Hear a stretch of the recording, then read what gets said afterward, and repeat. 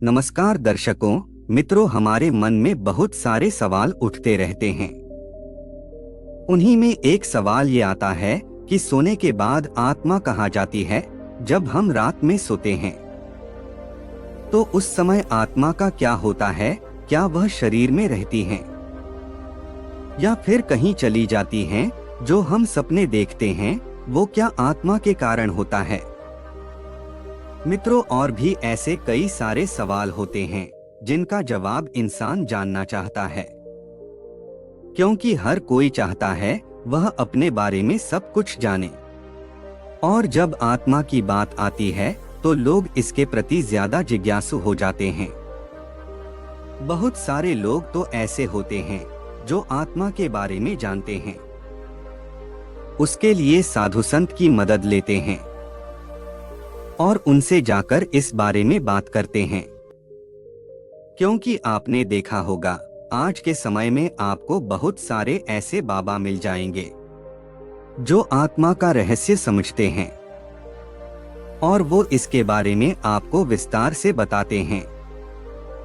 पर अगर आप जानना चाहते हैं कि सोने के बाद हमारी आत्मा का क्या होता है, स्वप्न और आत्मा का क्या संबंध है, तो इस वीडियो को पूरा जरूर देखें। आज हम आपको इस बारे में अच्छी तरह से बताएंगे। आज हम आपको बताएंगे कि सोने के बाद हमारी आत्मा कहाँ जाती है और यहाँ किस तरह काम करती है। मित्रों, कई लोग कहते हैं कि सोने के बाद आत्मा कहीं चली जाती है, परंतु यहाँ कुछ अलग है। आइए समझते हैं नींद और आत्मा का संबंध। यदि हम इनके संबंध के बारे में बात करें तो यहाँ बिल्कुल ही सीधा सीधा है, क्योंकि जब हमें नींद आती है तो हमारा शरीर सो जाता है, पर उस समय हमारी आत्मा नहीं सोती है, ना ही हमारा मस्तिष्क सोता है। वह हमेशा क्रिया करता रहता है, जिस वजह से कभी हमें सोते हुए ऐसा आभास होता है जैसे हमें कोई छू रहा हो, या फिर हम कहीं ऐसी जगह पर चले गए हैं जो बहुत ही अनोखी है। और यहाँ सब उसकी वजह से होता है क्योंकि उस समय हमारी आत्मा उस जगह पर स्थित होती है। यानी कि सोने के बाद हमारी आत्मा शरीर से निकलकर भ्रमण करने के लिए चली जाती है और सिर्फ हमारा शरीर यहाँ पर रह जाता है। अब आपके मन में सवाल होगा कि अगर आत्मा शरीर से निकल जाती है तो फिर यहाँ शरीर मरता क्यों नहीं है? मित्रों, क्योंकि उस समय शरीर निद्रा अवस्था में होता है, न कि मृत अवस्था में। जब शरीर से आत्मा निकलती है तो वह भ्रम करके वापस आ जाती है, पर जब मरने के बाद शरीर से आत्मा निकलती है तो वह शरीर में वापस नहीं आती है, क्योंकि उसका समय और उसकी शक्ति क्षीण हो जाती है। आत्मा को भी कुछ शक्तियां प्राप्त होती है, जिस वजह से वो यह काम आसानी से कर पाती है। इसी वजह से आप सपनों में ऐसे ही चीजों का अनुभव करते हैं जो आपने कभी भी देखी नहीं होती है। आप कभी कभी ऐसी जगह पर पहुंच जाते हैं जो आपके लिए किसी कल्पना से कम नहीं होती है। और सब इसी वजह से होता है कि उस समय हमारी आत्मा उस स्थान पर मौजूद होती है, और जब हमारी अचानक आंख खुलती है तो वह बहुत ही तीव्र गति से हमारे शरीर में वापस आती है। यानी कि हमारी आत्मा शरीर में प्रवेश कर जाती है, जिसे हमें यह लगता है कि यहाँ एक सपना था, और फिर हम दोबारा से सो जाते हैं। आत्मा का परमात्मा से मिलान। मित्रों, जब कोई व्यक्ति बहुत ज्यादा थक कर सो जाता है तो उस समय उसे बहुत ही अजीब अजीब चीजें दिखती हैं, और विद्वानों का मानना है कि कभी कभी आत्मा परमात्मा से मिल जाती है। तब हमें ऐसा प्रतीत होता है कि हमारी मृत्यु हो जाती है और हम भगवान के पास आ गए हैं। हम उन्हें साक्षात देखते हैं, जिसमें हमें काफी सुकून महसूस होता है। क्योंकि सोने के बाद हमारा शरीर बिल्कुल मृत की तरह हो जाता है और कई बार तो इंसान को जगाने पर भी वह नहीं जागता है, क्योंकि उस समय उसकी आत्मा बहुत दूर जा चुकी होती है, जिस वजह से इंसान काफी देर में जाग पाता है।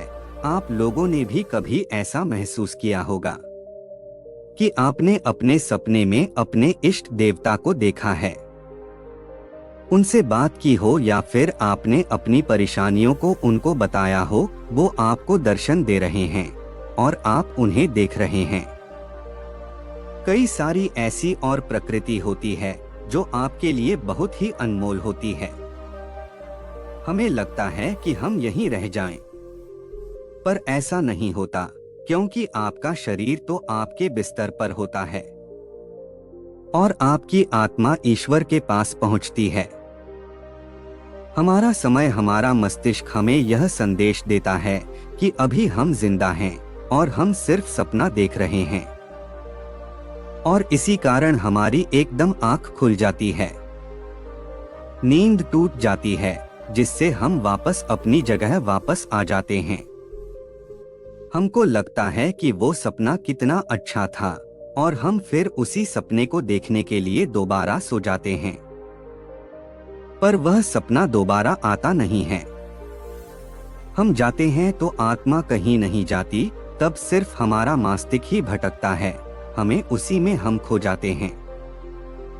विज्ञान क्या कहता है इस बारे में? अगर हम विज्ञान की बात करें तो विज्ञान इस बारे में बहुत सारी बातें कहती हैं, क्योंकि कई वैज्ञानिकों ने कई सारे प्रयोग किए हैं, जिनके आधार पर उन्होंने इन्हें सपनों का रूप बताया है कि जब हम सोते हैं तो उन जगहों पर पहुंच जाते हैं जो हमारे पूर्वजन्म या फिर हमारे आने वाले कल से जुड़ा होता है।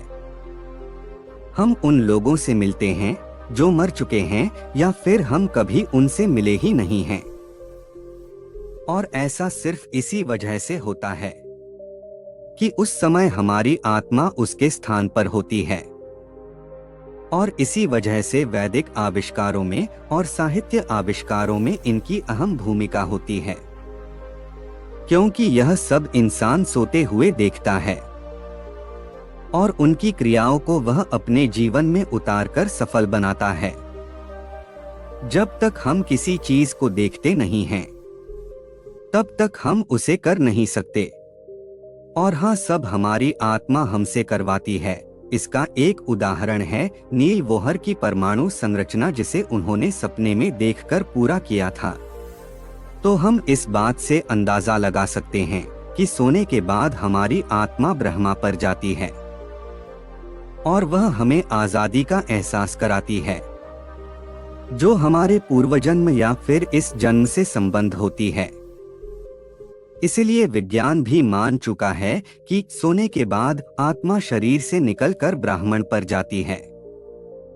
मित्रों, अगर हम अपने सपनों की बात करें तो कहीं हम अलग अलग सपनों के अर्थ मिल जाते हैं, पर सपनों का कारण कहीं देखने को नहीं मिलता। इसीलिए ये बात सालों में आज तक चर्चा का विषय बना हुआ है। अगर हम गीता की बात करें तो हमें बताया गया है कि आत्मा की कोई गति नहीं होती है।